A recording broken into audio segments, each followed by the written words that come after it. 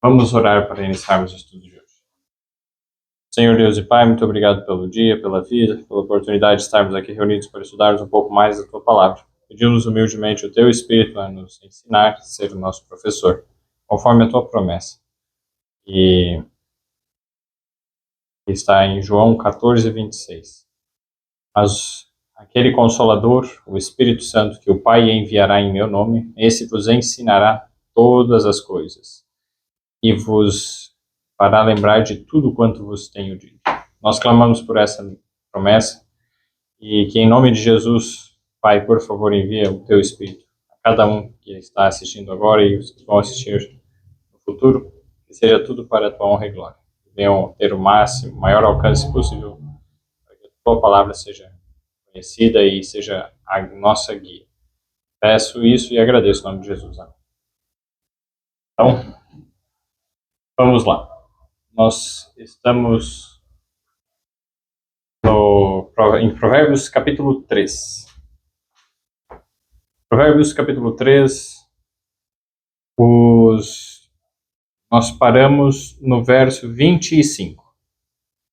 Deus nos permitiu, vamos estudar os 11 últimos versos de Provérbios 3, que é de 25 ao 35. Então, Provérbios 3, 25. Não temas o pavor repentino, nem a investida dos perversos quando vier. Pessoal, aqui, vejamos que interessante. Não devemos temer o quê? Não temos o pavor repentino. Quando acontece algo assim que, nossa, dá aquele medo naquele momento, alguma catástrofe, alguma coisa, nós somos chamados a não temer esse pavor repentino. Nem o quê? Nem a investida dos perversos quando vier. Então, quando pessoas más estiver fazendo uma investida, um ataque, então, não devemos temer. Por quê? Nós já vamos ver o porquê. Em Salmo 91, o verso 5, nós temos assim. Salmo 91, o verso 5. Não temerás o medo do terror de noite, nem da seta que voa de dia, nem da peste que anda na escuridão, nem da mortandade que assola ao meio-dia. Pessoal, não temerás. Quando? Quando que nós não vamos temer isso? Vejamos aqui, Salmo 91, no verso 1 diz: Aquele que habita no esconderijo do Altíssimo, à sombra do Onipotente descansará. Então, se nós habitamos no esconderijo do Altíssimo, à sombra de Deus, do Onipotente, nós descansaremos. Essa é a promessa de Deus. O verso 2: Direi do Senhor, Ele é o meu Deus, o meu refúgio, a minha fortaleza, nele confiarei. Vamos esconder Ele, porque Ele é o nosso refúgio. Verso 3: Porque Ele te livrará do laço do passarinheiro e da peste perniciosa. Ou mesmo da peste perniciosa, ou seja, que é muito terrível, que mata. Deus é que nos livra. Então nós não precisamos ter medo. E aí o verso 4, Ele te cobrirá com as suas penas, e debaixo das suas asas te confiarás. A sua verdade será o teu escudo e broquel. A verdade de Deus está escrito lá em João 17, 17. João 17, 17, vamos usar o nome. Comparado aí nesse verso. A verdade de Deus será o nosso escudo e broquel. João 17, 17. Santifica-os na tua verdade. A tua palavra é a verdade. A palavra de Deus aqui no final diz, a tua palavra é a verdade. Verdade, o que é a verdade? A palavra de Deus. Então, o que está escrito na palavra de Deus é uma segurança para nós, é um escudo. Por isso que é tão importante nós conhecermos o que está aqui, porque é um escudo tão poderoso que quando vier doença, quando mesmo, quando veio o Covid, mesmo quando vierem outras pandemias, gostaríamos que não, mas provavelmente virão. E o que será a palavra de Deus? Não somente se tivermos ela memorizada ou perto de nós, ou não, mas vivermos ela. É o que Jesus disse em Mateus, capítulo 7. Mateus capítulo 7, o verso 24 e 25. Todo aquele, pois, Mateus 7, 24 e 25. Todo aquele, pois, que escuta as minhas palavras e as pratica, assemelhá-lo-ei ao homem prudente, que edificou a sua casa sobre a rocha. E desceu a chuva, e correram os rios, e assopraram ventos, e combateram aquela casa, e não caiu, porque estava edificada sobre a rocha. Veja só. Escutar as palavras de Jesus, a palavra de Jesus, Jesus é Deus, então a palavra de Deus. Quem escuta a palavra de Deus está escutando a verdade. E pratica a verdade. Ter a palavra não só nos lábios, mas nas mãos, né? Na prática, em tudo, na mente, nos lábios, na mão, em toda a vida. É aquele que vai ter segurança quando vier a tempestade, não vai ter medo, porque está edificado sobre a rocha. A Bíblia dá testemunho sobre Cristo Jesus. Cristo Jesus é a rocha, ele mesmo é revelado na palavra de Deus. E esse é o nosso objetivo, encontrar a Cristo em cada palavra. Então, quando nós vemos aqui, que em Provérbios, nós não temeremos o pavor repentino, nem a investida dos perversos quando vier. Isso vai acontecer quando? Nós vimos aqui em Provérbios 3, quando o contexto aqui é de conhecer a sabedoria, de obter sabedoria, que acha a sabedoria, que adquire esse conhecimento de Jesus.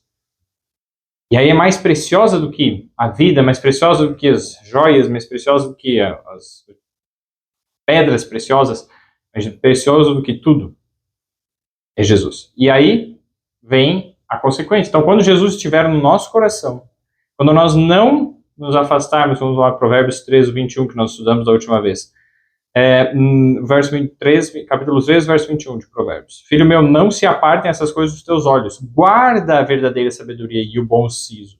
Devemos guardar. Ouvir, guardar na mente, praticar nesse sentido, né, de guardar, porque serão vida para a tua alma e adorno ao teu pescoço. Então andarás confiante pelo teu caminho e o teu pé não tropeçará. Quando te deitares, não temerás. Ao contrário, o teu sono será suave ao te deitares. Então nós conseguiremos dormir bem, mesmo quando houver muitas coisas ruins acontecendo ao nosso redor. Não vamos ter medo. Não vamos ter medo quando vier aí o verso 25. Não temas o pavor repentino. Essa é a consequência. Ele dá ali uma pausa, né? Na linguagem, ele dá um ponto no verso 24, verso 25 ele diz, ó, não temas o pavor repentino, nem a investida dos perversos quando vier. E ele vai dar algumas explicações. Mas continuando antes lá no Salmo 91, quando diz no verso 5, não terás medo do terror de noite, nem da seta que voa de dia, o quê? Quando nós nos escondermos no Altíssimo, ou seja, nos estivermos protegidos no esconderijo do Altíssimo, à sombra do Onipotente, aí então ele vai o quê? Vai nos livrar.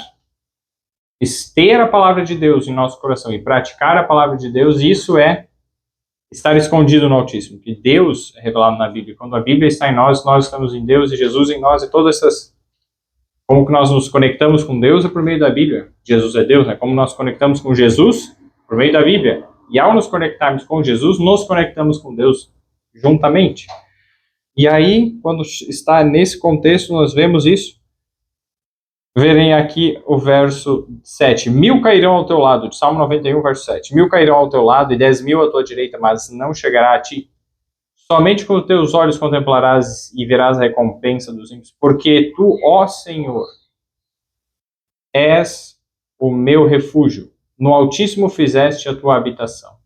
Nenhum mal te sucederá, nem praga alguma chegará à tua tenda. Aqui ele explica um pouco melhor, né? Não é para temer, porque Deus é o nosso refúgio, nós fizemos nele a nossa habitação, aí ele promete que nenhum mal vai nos suceder. Mas não teve muitas pessoas que serviam a Deus e que foram mortas?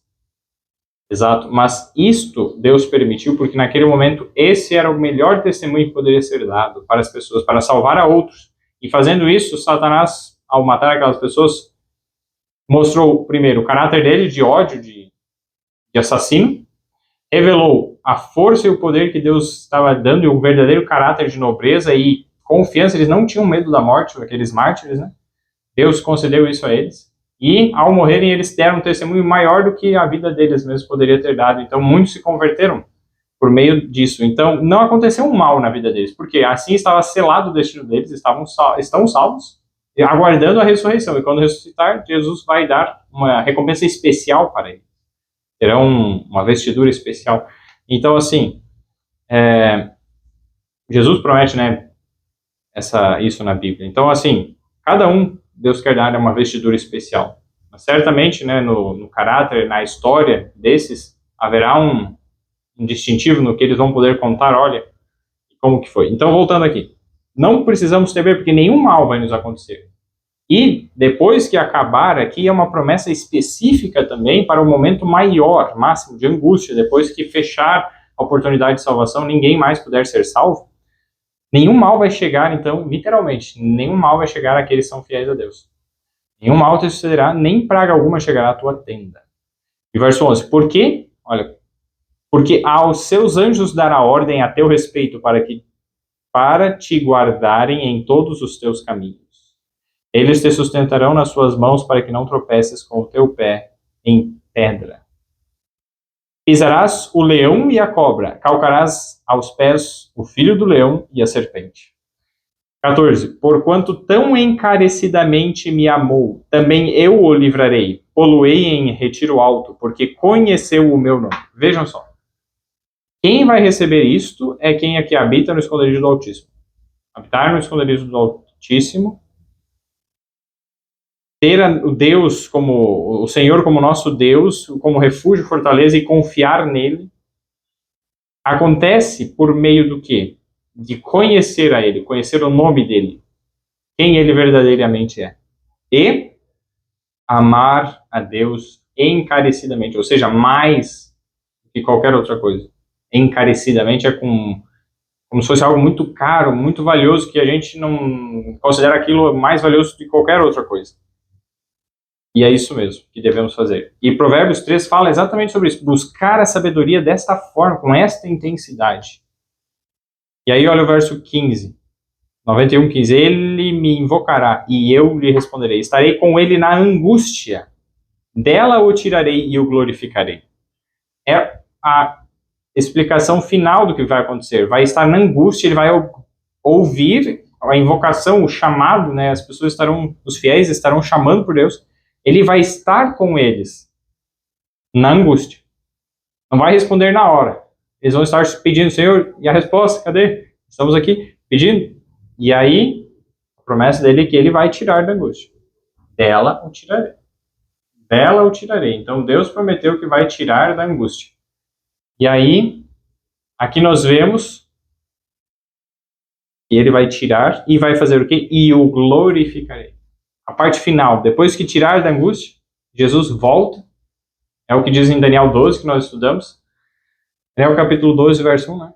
Então se levantará Miguel, o grande príncipe, para a justiça. Então vamos só ver ali Daniel capítulo 12, verso 1. E para frente. Ezequiel e Daniel. Capítulo 12, verso 1. Temos assim, e naquele tempo se levantará Miguel, o grande príncipe, que se levanta a favor dos filhos do teu povo, e haverá um tempo de angústia, qual nunca houve, desde que houve nação até aquele tempo. Mas naquele tempo livrar-se-á o teu povo, todo aquele que for achado escrito no livro. Exatamente, e olha ali o verso 2, e muitos dos que dormem no pó da terra ressuscitarão, uns para a vida eterna e outros para a vergonha e desprezo eterno. E verso 3, os que forem sábios. O livro de Provérbios é o quê? Para se conhecer a sabedoria. Os que forem sábios. É tão importante o estudo de Provérbios para estarmos neste grupo, que vai dizer aqui, em Daniel 12, 3. Os que forem sábios, pois resplandecerão como o fulgor do firmamento. Resplandecer, terão luz, uma glória neles. E os que a muitos ensinam a justiça como as estrelas sempre e eternamente. Veja só, como as estrelas sempre e eternamente. Isso é a glorificação que Deus vai fazer. Diz ali em Salmo 91, 15, eu o glorificarei. Deus promete isso. A retirar da angústia. Jesus, quando se levanta, vem então a angústia. Mas ele está a caminho para vir livrar o seu povo. Há um período ali que se enche de fumaça, o santuário lá em Apocalipse fala, e Jesus está de pé, já não está mais intercedendo por todos, porque todos já tomaram sua decisão, agora os salvos permanecem salvos, ele ainda continua sendo salvador deles, mas novos não se convertem porque todos já tomaram sua decisão. Chegou esse momento ímpar, desse momento único. E aí, quando der isso, aí vem o fim. Agora vamos ali em Provérbios, voltando, capítulo 3. Não temas o pavor repentino, nem a investida dos perversos quando vier. Comparando com um outro verso da Bíblia que ajuda a entender isso que a gente já está falando, 1 Pedro 3,14. Lá no Novo Testamento, um pouquinho antes do Apocalipse, 1 Pedro 3,14. Nós lemos assim, ó. Mas também, se padecerdes por amor da justiça, padecer, sofrer, nós sofrermos, padecermos por amor da justiça, sois bem-aventurados, e não temais com medo deles, nem vos turbeis. É isso que ele está dizendo. Não devemos ter medo, com medo, e nem nos sentir turbados, incomodados. Por quê? Por estarmos sofrendo por fazer o que é certo. O que devemos fazer antes disso? Antes da gente chegar e aceitar esse medo, esse temor, essa angústia, ficar angustiado, ansioso, turbado, perturbado. 15. Antes, santificai ao Senhor Deus em vossos corações. Então, na nossa mente, nos pensamentos, a gente tem que santificar Deus. Senhor, estou aqui para a tua glória. Para que o teu nome seja glorificado, seja santo, que todos vejam quem tu és. Eu agora enfrente tudo isso com coragem, com amor e com alegria.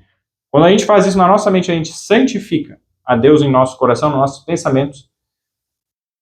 E olha só, e estáis sempre preparados para responder com mansidão e temor a qualquer que vos pedir a razão da esperança que há em vós.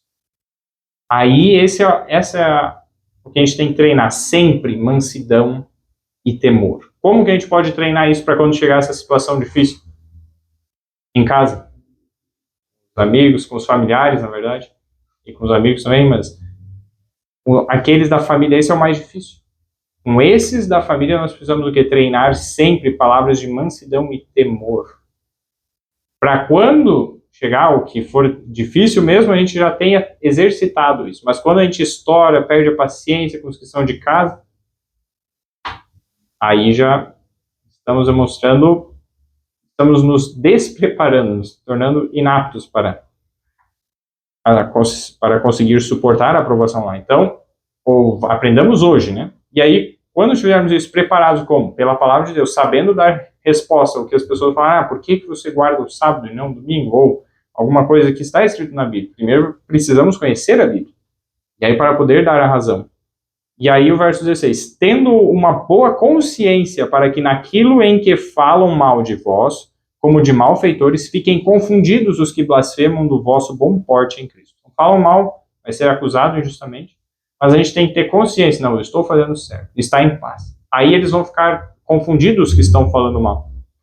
E aí o verso 17, porque melhor é que padeçais fazendo bem, se a vontade de Deus assim o quer, do que fazendo mal. Se eu faço mal e eu sofro, não tem glória nenhuma nisso, é só a consequência normal. Mas se eu faço algo bom e eu sofro, a glória está, né, nisso, porque se Deus permitiu que isso acontecesse, ele tem um propósito. Então eu não preciso ficar me reclamando para Deus, por quê? Porque eu e tal. Olha que horror, só acontece coisa ruim comigo. Não, pare disso, não duvide. A promessa de Romanos 8, 28 é para nós. Vamos ali, ó, Romanos 8, 28. E aí, nesse contexto, Romanos 8, 28, nós lemos assim, ó. E sabemos que todas as coisas contribuem. Todas as coisas contribuem juntamente para o bem daqueles que amam a Deus, daqueles que são chamados segundo o seu propósito. Todas as coisas, o quê? Contribuem juntamente para o bem. As coisas em si podem não ser boas e podem não parecer boas, mas elas contribuem para o bem. É isso que Deus prometeu, é isso que ele está dizendo. Romanos 8, 28. todas as coisas contribuem juntamente para o bem. De quem? De todos? Não. Daqueles que amam a Deus, daqueles que são chamados segundo o seu propósito. Primeiro devo ser chamado segundo o propósito de Deus. Então Deus tem um propósito. Ele me chama segundo esse propósito. Qual é o propósito de Deus? Jesus, ele disse, eu não vim para ser servido, mas para servir. Dar a minha vida em resgate de muitos. Jesus veio para salvar, não para ser servido, mas para servir. Jesus veio para salvar as pessoas. Nós, então, somos chamados nesse propósito de dar testemunho. É isso que Jesus falou ali em Atos 1:8, né? Derramarei sobre vós o poder do Espírito Santo e ser-me-eis testemunhas, tanto em toda Jerusalém como em toda a Judéia e Samaria e até aos confins da terra. Ou seja, Atos 1:8 coloca que devemos ser testemunhas, e o poder do Espírito Santo vai nos habilitar a sermos testemunhas. Jesus, ele veio salvar. Nós não viemos para salvar as pessoas nós, porque nós não temos salvação em nós. Mas se somos salvos, nós podemos compartilhar, dar testemunho disso. E aí, fazendo isso, nós vamos estar o quê? Sendo chamados segundo o propósito de Deus. Deus tem este propósito. Então, eu agindo dessa forma, eu perco o quê? O medo. Porque eu não estou fazendo as coisas para mim, eu estou fazendo as coisas para Deus. A causa de Deus, a batalha de Deus. E é nesse contexto que eu até vou mandar um sermão depois, colocar na descrição do vídeo, depois do vídeo daqui, e colocar, vai estar no YouTube esse vídeo, e colocar também no grupo de provérbios, que fala exatamente sobre isso, as batalhas. E uma vez, em Josué capítulo 5, vamos lá, o 6º livro da Bíblia, no início lá, depois dos 5 primeiros, 6º, depois dos livros de Moisés, né, que são os 5, o 6º é de Josué, que veio depois de Moisés, como líder de Israel. Josué 5, o verso 13, né, o verso 13. Estavam chegando na Terra Prometida depois daqueles 40 anos que eles ficaram vagueando pelo deserto.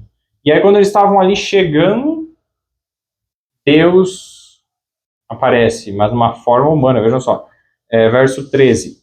Josué 5:13. E sucedeu que, estando Josué perto de Jericó, levantou os seus olhos e olhou, e eis que se pôs em pé diante dele um homem que tinha na mão uma espada nua, ou seja, desembainhada, fora do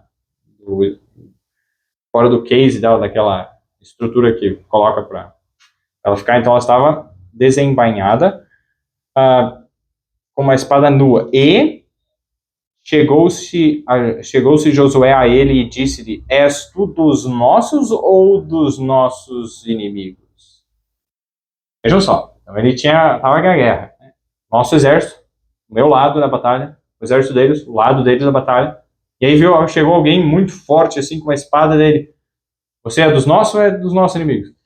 E olha a resposta, verso 14.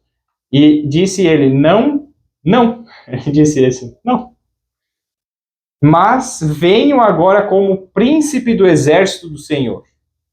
Então Josué se prostrou com o seu rosto em terra e o adorou. Olha só, o adorou. Em Apocalipse, 2 vezes nós temos dito que a João ele se prostrou aos pés de um anjo, que assim era brilhante, ele pensou que fosse Deus, e adorou. Foi adorar, né? Ele estava fazendo isso para se prostrar assim, em adoração, e ele falou, pare, não faça isso, eu sou um anjo, eu sou uma criatura, eu sou servo contigo, né? Para, não, adore somente a Deus. 2 vezes é a mesma resposta. Não, anjos de Deus não aceitam adoração. Satanás aceita porque ele quer roubar a adoração de Deus, ele queria fazer isso lá no céu, né? Mas aqui aparece alguém, e aí, que é o príncipe do exército do Senhor, e aí quando Josué se prostra e adora, ele aceita a adoração. E disse, né, olha só, que diz meu Senhor ao seu servo. Ainda chama aquele que tinha aparência de homem ali, mas ele percebeu que era Jesus, era Deus, né, em forma de homem. Era o próprio Deus, ele reconheceu isso. E ele, que diz meu Senhor, ainda chama ele de Senhor. Então aqui é bem claro, né? Em verso 15, então disse o príncipe do exército do Senhor a Josué, descalça os sapatos de teus pés, porque o lugar em que estás é santo. E fez Josué assim. Até antes ali o lugar não era santo, ele estava de calçado, não fazia diferença. Mas quando Jesus chegou ali, ficou santo pela presença de Jesus. E isso aconteceu lá em Êxodo 3 também, quando Moisés chegou no local, tinha aquela sarça queimando, e aí ele ainda fala lá Jeová, essa é a palavra. Então, a mesma expressão que o próprio Deus ele usou em Êxodo lá,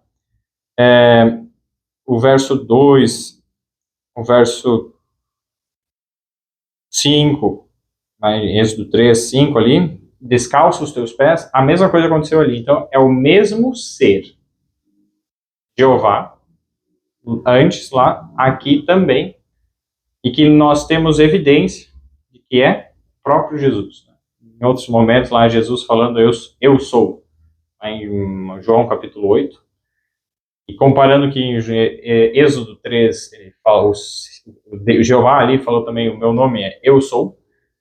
Então, comparando esses dois e vendo, bom, Jesus ele disse que é o mesmo ser lá que falou com Moisés, é Deus, né? Que ele é Deus, o Deus Todo-Poderoso que falou com Moisés. Então, aqui falando esse mesmo, em comparação, é o próprio Jesus que apareceu em forma humana. Ele apareceu somente velado, né? Não que ele se tornou homem, não. Nesse momento ele não tinha se tornado homem. Ele era um ser espiritual na aparência de homem. Só de, assim, aparecendo. Como muitas vezes os anjos aparecem sob forma de homens. Apareceram para Abraão lá em Gênesis 18 e 17, se não me engano, ali, 18, que eles estavam caminhando, tinha aparência de homem, eram 3 anjos, eram 2 anjos e o próprio, na verdade, 2 anjos e o próprio Jesus, e é o contexto que apareceu ali. Então, só esses comentários ali. Então, o que me chama a atenção? Quando Jesus aqui aparece, o próprio Deus aparece, e Josué, ele chega e pergunta, você é do nosso exército, do nosso lado da batalha ou do inimigo? A resposta dele, em Gênesis 18, né, a outra situação lá. E aí, voltando lá, Josué. A resposta de Jesus para Josué é não. Nenhum nem outro. Jesus não está para lutar as nossas batalhas, para ficar ou do meu lado, ou do lado contra mim, do lado do meu inimigo. Jesus, Deus, ele está buscando salvar a todos. Jesus está buscando salvar a todos. Não importa se seja o nosso amigo, nosso inimigo, mas se o nosso inimigo tomou a sua decisão contra Deus e se rebelou totalmente e rejeitou a salvação, chegará um momento que Deus mandará destruir. E ele está fazendo essa batalha para o quê? Salvação de outros ainda. Por quê? Eram povos muito maus, muito maus. A gente vai ver no registro o que eles faziam, né? Era absurdo, assim, né? A crueldade, matavam assim, de maneira terrível, a sociedade estava horrível. E aí, como esses povos, eles eram tão maus assim, Deus mandou destruir. Porque ele tinha dado o quê? Muito tempo de oportunidade. E ao fazer isso, é o que nós vamos estudar mais para frente em Provérbios, quando Deus ele castiga, ele está fazendo isso para exterminar aquela maldade, aquela coisa ruim, senão vai ficar cada vez pior. E dar aviso para os que ainda não se rebelaram totalmente contra Deus, para que eles se arrependam. E vejam, olha, não é bom seguir nesse caminho. Então, para outros povos ao redor, então Deus estava dando essa testemunha, essa oportunidade que eles se arrependessem. É por isso que Deus faz isso. É por isso que ele fez isso dentro do próprio povo de Israel, lá quando a gente leu o Êxodo, Levítico, Números, Deuteronômio. Esses livros a gente vê que muitas vezes teve pessoas do povo de Deus que se rebelaram contra Deus e Deus destruiu. Não, ele não tem preferência, eu gosto de vocês como povo, não interessa o que vocês falam, vocês são o meu povo, os outros vou destruir. Não. Deus, ele quer salvar. E daqueles, mesmo de Jericó aqui que ele está falando, uma mulher e a família dela que se arrependeram, que aceitaram uma nova vida, e ela era ainda prostituta, Deus salvou aquela família. Queria ter salvo toda a cidade, mas eles não quiseram. Ficaram lá, deram voltas, 7 dias dando voltas na cidade, mas eles não se renderam, não quiseram. Aí, voltando agora, Deus ele não vem para lutar as nossas batalhas. Nós devemos lutar a batalha de Deus. E se a batalha é de Deus, a gente não precisa ter medo. É Ele que está a cargo. Mas se a batalha é minha, aí eu fico com medo. Será que Deus vai me ajudar ou não? Mas se é de Deus a batalha, não importa se eu vivo ou se eu morro, Deus está controlando a batalha. Vamos ver agora, Provérbios capítulo 3. O verso, então, 25 nós vimos. Olha só agora o verso 26. Provérbios 3, 26. Porque o Senhor será a tua esperança. Guardará os teus pés de serem capturados. Por que a gente não precisa ter medo? Porque o Senhor será a nossa esperança. Ele que vai guardar os nossos pés de serem capturados. E olha só, Romanos 8, 24. Vamos voltar lá para Romanos, a gente já leu o verso 28. Agora Romanos 8, 24. Romanos 8, 24. Nós lemos assim. Porque em esperança fomos salvos. Ora, a esperança que se vê não é esperança. Porque o que alguém vê, como o espera? Como o esperará?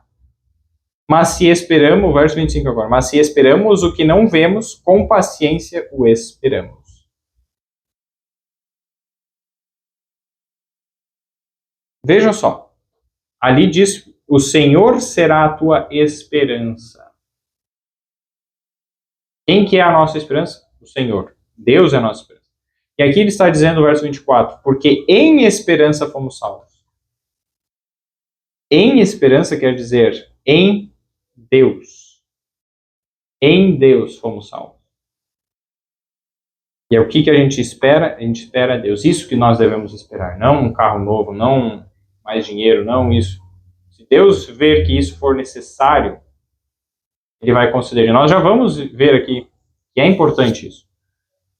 Mas o que é mais importante? Estar em Deus, dentro de Deus, no esconderijo do Altíssimo, conhecendo a Deus, conhecendo quem é dele, conhecendo o nome de Deus.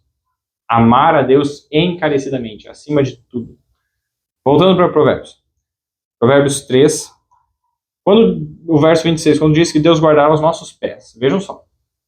1 Samuel 2,9 vai falar algo interessante sobre isso. 1 Samuel, capítulo 2, o verso 9. Eu vou lendo um pouco mais rápido aqui, para conseguirmos estudar um pouco mais adiante. Estou em Ruth. 1 Samuel 2,9. Os pés dos seus santos guardará, porém os ímpios ficarão mudos nas trevas, porque o homem não prevalecerá pela força. Deus é que vai nos proteger, não é pela minha força que eu vou me salvar, que eu vou me proteger. Por isso que, em comparação com algo que muitos consideram muito importante, ser forte, fazer exercício, aprender uma arte marcial, saber se defender, ter arma de fogo, ter armamento, aí eu estou bem protegido. O que diz aqui? O homem não prevalecerá pela força. Eu não vou conseguir prevalecer, sobreviver, me manter salvo pela força. É importante ter uma boa saúde, ter força física, é importante, mas com que objetivo? Se for um objetivo egoísta, para que eu seja melhor que os outros, para que eu me defenda, já perdeu ali, é pouquíssimo proveito. Mas se o objetivo de ter força é para poder ajudar a outros, poder ser útil, aí é diferente, poder servir a outras pessoas, proteger outras pessoas. Quando muda o foco, é quando a gente, na batalha do Senhor, aí, e quando a gente entende isso, a gente coloca, Deus é que vai proteger o quê? Os pés. Então, se uma pessoa, ele é um policial, mas ele está só pensando, eu vou me proteger e tal, um espírito errado, ele não tem conexão com Deus, mesmo que ele tente fazer coisas boas, olha o perigo que os policiais estão expostos. Mas quando alguém entrega a sua vida para Deus, está ali para fazer a vontade de Deus, Deus é que vai guardar os pés dele. E não é pela força dele. É importante ter a força, sim, mas não é isso o principal. Se for dar uma ênfase, é melhor ter menos força, tenha o máximo possível que você pode. Mas não permita que esse esforço de obter força e isso e aquilo e tal, um treinamento e mesmo riqueza, qual pode se aplicar a outras áreas da vida, tome o tempo necessário para nós termos uma conexão com Deus e conhecermos a Deus. Porque se conhecer a Deus e ser amigo de Deus é que nos traz o quê? Esta proteção acima de qualquer outra. Então a gente tem que buscar isso em primeiro lugar. E isso vai ser muito mais valioso, muito mais para nos proteger do que o resto. Quando a gente compara agora esse 1 Samuel 2,9, que diz que os pés dos seus santos guardará. Então, ou seja, onde a gente estiver indo, Deus vai guardar, proteger, enviar anjos, né? Salmo 91. Agora, Salmo 121. Vejamos só. Vamos ler o Salmo inteiro. Salmo 121. todo. Já vamos ver aqui quantos versos tem Salmo 120. Salmo 120 tem 8 versos. Levantarei os meus olhos para os montes, de onde vem o meu socorro. O meu socorro vem do Senhor, que fez o céu e a terra. Na outra versão ele faz uma pergunta, de onde virá o meu socorro? O meu socorro vem quem? Do Senhor, que fez o céu e a terra. Olha, o verso 3 fala exatamente dos pés. Não deixará vacilar o teu pé, ou seja, tropeçar. Naquele que te guarda não tosquenejará. Ou seja, não vai dar uma cochilada. Assim. Deus estava cuidando de mim, mas de repente deu um sono, dormi um pouco, de repente aconteceu uma tragédia. Não acontece isso com Deus. A gente acontece, mas com Deus não. Verso 4, olha. Eis que não tosquenejará, nem dormirá o guarda de Israel. E aí, quando a gente entende que Deus está cuidando de nós o tempo todo, Ele não está dormindo, Ele nunca vai dormir, Ele está o tempo inteiro cuidando. E olha só o verso 5, o Senhor é quem te guarda, o Senhor é a tua sombra à tua direita, o sol não te molestará de dia, nem a lua de noite. O Senhor te guardará de todo o mal, guardará a tua alma, de todo o mal Deus vai guardar. O Senhor guardará a tua entrada e a tua saída, desde agora e para sempre. Quando a gente entende essa promessa, a gente tem a bênção, né, o resultado dela, no verso 24, que a gente já estudou bastante tempo atrás, em Provérbios 3, 24, algumas semanas atrás. E diz, quando te deitares, não temerás. Ao contrário, o teu sono será suave ao te deitares. Deus está cuidando de nós, Deus está trabalhando enquanto nós dormimos. Então, podemos confiar nele. É isso que Deus quer, que nos entreguemos inteiramente. E agora, só olha, continuando ali, a respeito disso, Jó também tinha essa confiança em Deus. Jó 23, os versos 10 a 12. Ali, voltando um pouquinho antes de Salmos, tem Jó. Jó 23, os versos 10 a 12. Nós lemos assim, ó. Porém, ele sabe o meu caminho. Provando-me ele, sairei como ouro. Nas suas pisadas, os meus pés se firmaram. Guardei o seu caminho e não me desviei dele. Do preceito de seus lábios nunca me apartei, e as palavras da sua boca guardei mais do que a minha porção. Ou seja, mais do que o alimento dele. Vejamos só. Ele foi protegido e firmou-se o caminho dele como? Porque ele pisou nas pisadas de Deus. Ele está falando a respeito de Deus.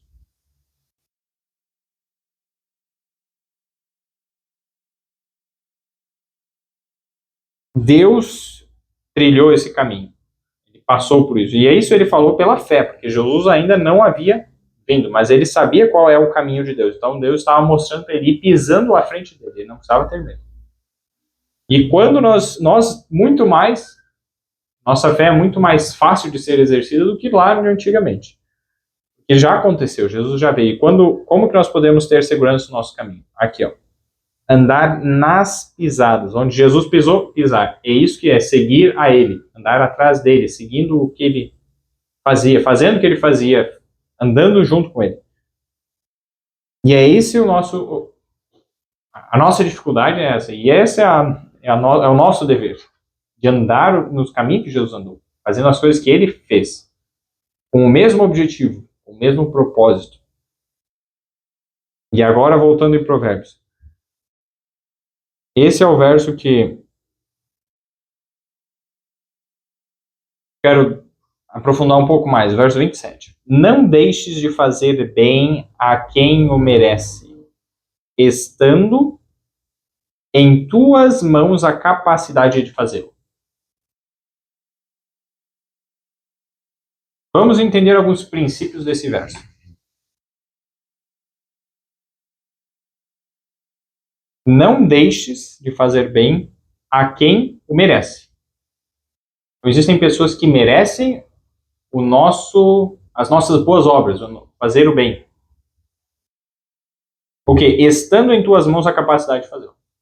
Pessoas que merecem o nosso bem e que muitas vezes, em algumas situações, a gente não tem capacidade, a gente não está ali, então não é exigido de nós que a gente faça o que a gente não consegue. A gente não tem capacidade, mas se temos, devemos fazer. Deus não nos chama a fazer algo que nós não podemos ou não conseguimos. Tá? Primeiro aqui. Temos que ter esse entendimento. E olha só, em que sentido ele está também aplicando isso? Se aplica a vários, mas especificamente, olha aqui, em relação ao dinheiro, verso 28. Não digas ao teu próximo, vai e volta amanhã que tu darei, se já o tens contigo. Então, se você tem, eu não vai e volta amanhã. Se você já tem ali contigo, podia emprestar, poderia ajudar, ou até mesmo dar, e você fala, volta amanhã, está errado isso. Nós devemos ajudar.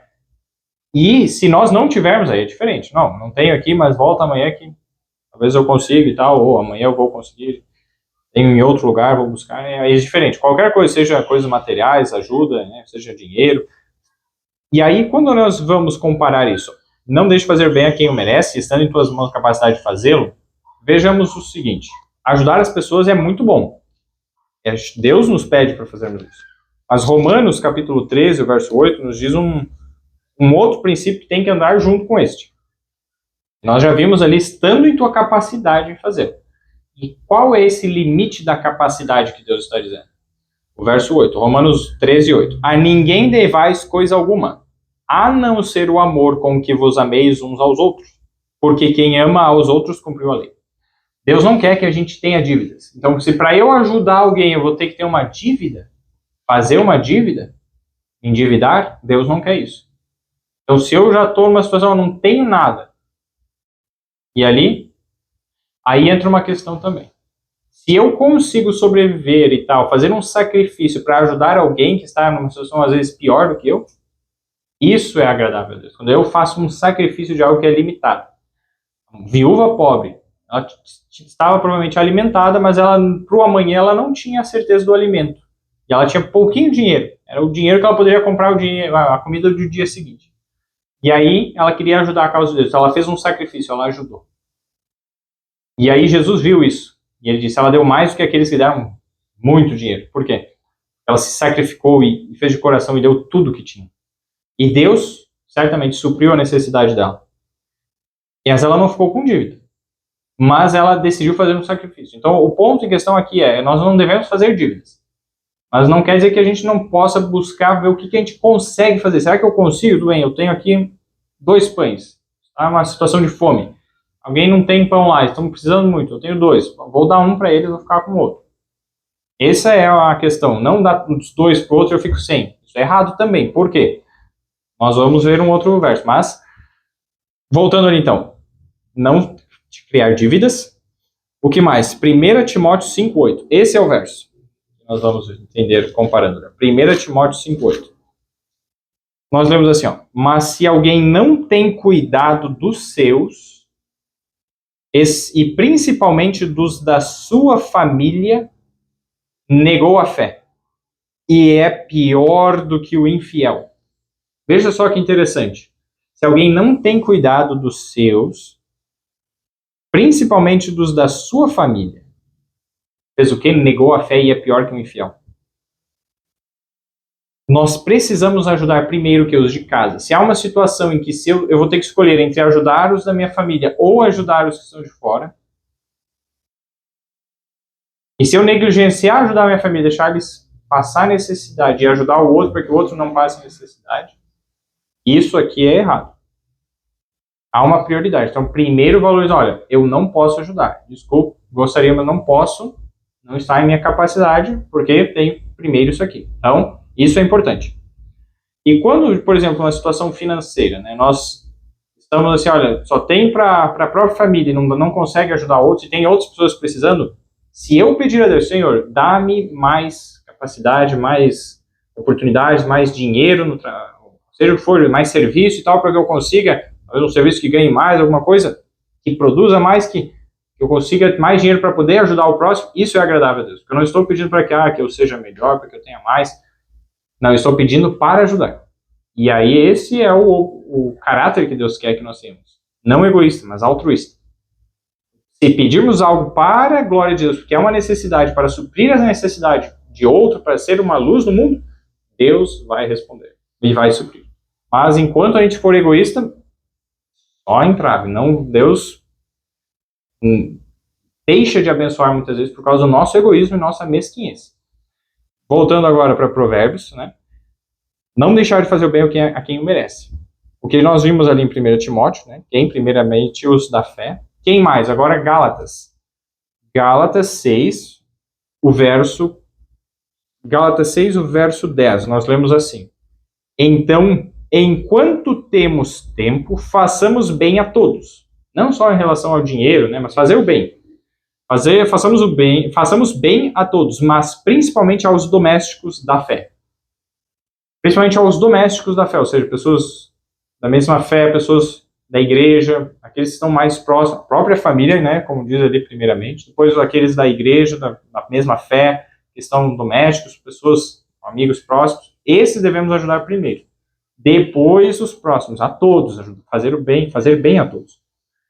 E outro verso aqui que também está em conexão com isso é 2 Timóteo 3,5. E esse é muito interessante. Vamos lá, 2 Timóteo 3,5. A respeito de algumas pessoas, ó. Tendo aparência de piedade, mas negando a eficácia dela, destes afasta-te. Olha que interessante. Existem pessoas que têm uma aparência de piedade, mas que elas negam a eficácia da piedade. O outro verso falou negam a fé. E não ajuda os da sua família, nega a fé. Porque faltou o que? Piedade. Nós já vamos entender por que está conectado um verso no outro. Como conectar um ao outro? A palavra aqui é piedade. O que é piedade? Destes afasta-te. Devemos nos afastar de pessoas que têm uma aparência, mas que não praticam o que é. Se olhar no dicionário, vai ter algumas definições de piedade. Mas vamos deixar a própria Bíblia, né, definir o que é piedade. Salmo 69, 16. Vamos lá para Salmo. Salmo 69, 16. Nós lemos assim: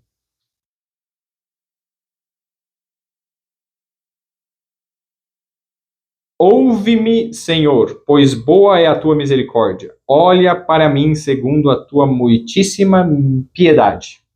Então existe um paralelo aqui, ó. Ouve-me, Senhor, pois boa é a tua misericórdia. Então escuta o que eu estou falando, é boa misericórdia. Olha para mim, ou seja, presta atenção no sentido, né? Ouvir ou ver, audição. Olha para mim segundo a tua muitíssima piedade. Então, assim, existem conexões, existem semelhanças, são paralelos essas duas frases, por isso que é o paralelismo hebraico, uma ideia aqui, a outra do lado, assim. E essas conexões nos ajudam a entender. Assim como o ouvir e o ver estão, a misericórdia e a piedade. A misericórdia é quando Deus nos ouve, mesmo que nós não merecemos ser ouvidos.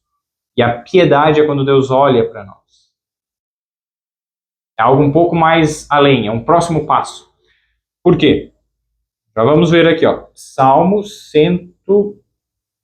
30, Salmo 30, o verso 10. Salmo 30, verso 10. Nós lemos assim, Salmo 30, verso 10. Ouve, Senhor, e tem piedade de mim. Senhor, sê o meu auxílio. Olha um contexto bem parecido. Primeiro, ouve e tem piedade. Novamente, agora piedade, só que está no contexto de ouvir. E olha ali, o seguindo. Senhor, sê o meu auxílio. Quando Deus ouve e Deus então tem piedade, isso ele está explicando que Senhor, sê o meu auxílio. Isso é Deus nos ajudar. Isso resulta na ajuda de Deus. Quando Deus nos ouve, Deus tem misericórdia. Deus presta atenção. Quando Deus olha para nós, ele vê a nossa necessidade. E aí, ó, ser o meu auxílio, ele vem e nos ajuda. A piedade, então, é tirar só da teoria e praticar a misericórdia. A piedade é você ajudar a pessoa no que precisa. Vamos ver ali, 41:4. Salmo 41:4. Nós lemos assim: Dizia eu, Senhor, tem piedade de mim. Sara a minha alma, porque pequei contra ti. Então, ele sabendo que Deus tem a piedade. E o que é esta piedade que ele está pedindo nesse contexto? A cura. Para que ele sare a alma, o coração dele, o seu interior, né? Porque pequei contra ti. Então, ele está pedindo a cura do pecado, o problema do pecado. As consequências do pecado também. Mas não, ele está pedindo no interior, né? As consequências de Deus, é uma outra forma que Deus lida, né? E nós também, nosso bem. Mas olha só, tem piedade de mim e sara a minha alma, porque pequei contra ti. Pecado traz doença, pecado traz dor. Quando Deus cura, isso é o exercício da piedade, é algo prático, ele vai e faz algo. Então, está ficando claro o que significa piedade? Salmo 102, agora o verso 13. Entender um pouco melhor o que é piedade, segundo a Bíblia. Alguém não entende um conceito bíblico? Procure na própria Bíblia que Deus vai explicar na própria Bíblia. Salmo 102, o verso 13. Temos assim: Tu te levantarás e terás piedade de Sião, pois o tempo de te compadecerdes dela, o tempo determinado já chegou. Vejam só, Deus se levanta e terás piedade. Te levantarás e terás piedade. Ou seja, essa é a parte ativa. Vai ter o que? Se compadecer. Então chegou o tempo dele se compadecer. Ele tem compaixão, ele tem misericórdia. Aí Deus se levanta e tem piedade. Ele vai em direção para ajudar, para fazer algo. Algo prático, uma ação. Envolve uma ação. Zacarias 7:9. Agora, penúltimo livro da Bíblia. Zacarias 7:9. Nós lemos assim. Zacarias 7:9. Assim falou o Senhor dos Exércitos, dizendo: executai juízo verdadeiro, mostrai piedade e misericórdia misericórdia cada um para com o seu irmão. Viu só? Executai juízo verdadeiro, mostrai piedade e misericórdia cada um para com o seu irmão. E o verso 10: não oprimais a viúva, nem o órfão, nem o estrangeiro, nem o pobre, nem intente cada um em seu coração o mal para o seu irmão.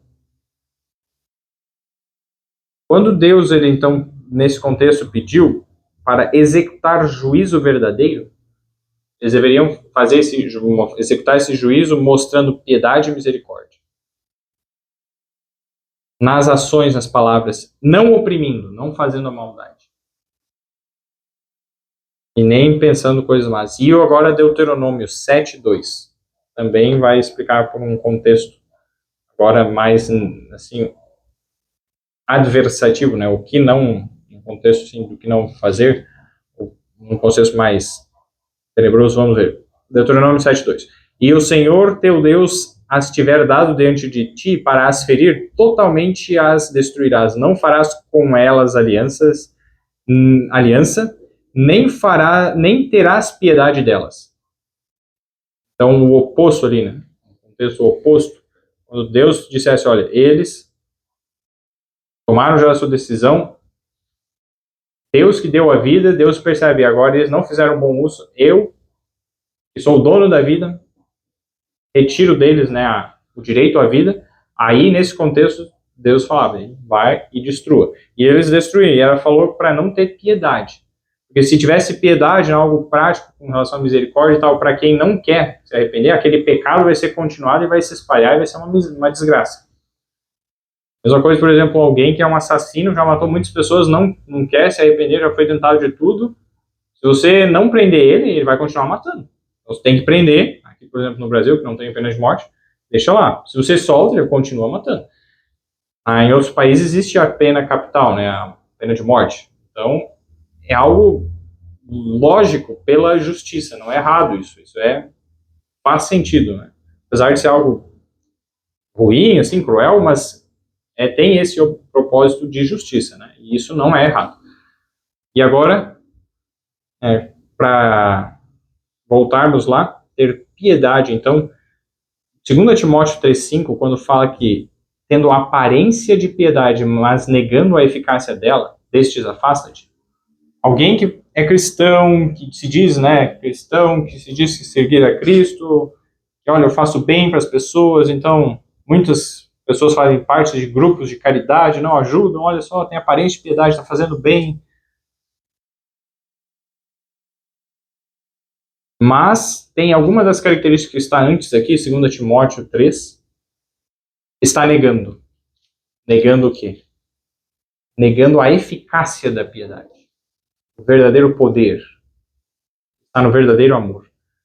Só vem de Deus. Vejam só. 2 Timóteo, para encerrarmos aqui. 2 Timóteo 3, os versos 1 a 4.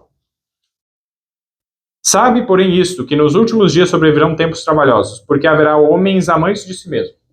Homens ou mulheres, né? Pessoas que amam a si mesmo. Devemos amar o próximo como a nós mesmos, não é errado, mas amar só assim, deixa de amar o próximo, aí que é o erro. Então, amantes de si mesmo.